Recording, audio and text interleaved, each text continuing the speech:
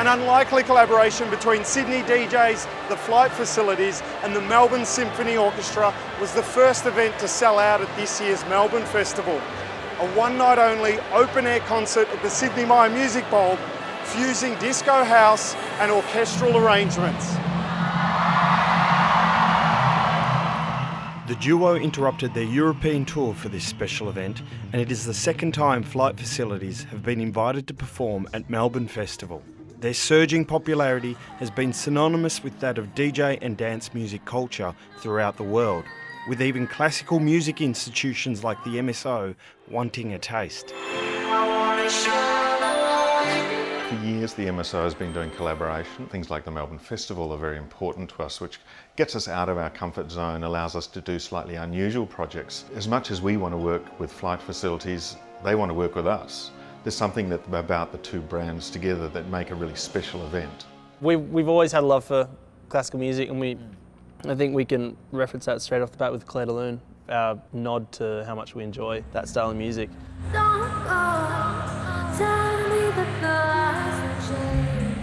As the arranger, how did you incorporate the symphony into their music? For me, it was about to understand where they're coming from, find out how can I actually apply instruments like strings or horns, woodwinds and percussions to this world, you know, and still trying to make sense out of it. Because sometimes I find that when you put orchestra on top of a band or an electronic group or whatever, it just becomes like an add-on, which I'm not a particular fan of it. I like it to be sort of an integral part. And the way these very different style of musicians came together was crucial to the success of this Melbourne Festival commission.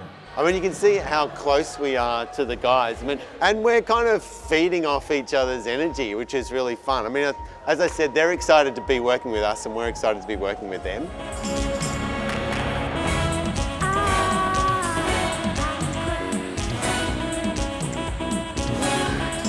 One of the strengths, I think, of the MSO is its versatility. The orchestra does an incredible variety of stuff. That's the scary thing, is they're all so knowledgeable and they're so good at what they do that we're from that new generation of music that, you know, writes on MIDI and writes by ear and things like that, and they're still so in touch with the old school. Which, you know, is where the fear comes from in us, because like we want to tell them maybe a certain way that we want something delivered.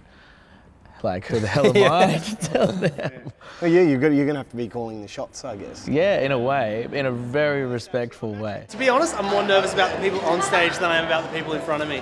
For me, electronic music in particular, if we take just the electronic, I find it's very sympathetic with classical instruments. In fact, I find most of the electronic producers and artists to be very refined in their musical language and taste and actually knowledge of what's going on.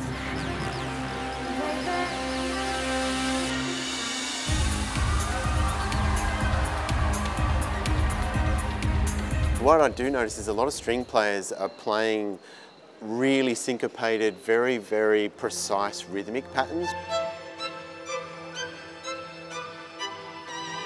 So they're having to actually really focus on rhythmic precision and playing together as a unit, a bit like a big kind of drum machine. It's not the first time the MSO have collaborated with pop musicians as it tries to shake off the starched collar of traditional classical music and be more relevant to its audience. But it takes more than goodwill and precision playing to impress cool kids. Are you familiar with the works of John Farnham? Yeah, of course. In 1989, he performed with the MSO. Really? Yeah. Wow. How do you think you're going to like top that Farnsey MSO experience? We can't, because he'll, you know... Farnsey lives on forever. He'll do another MSO show, I bet. Last one. Yeah, exactly. You cannot beat Farnsey.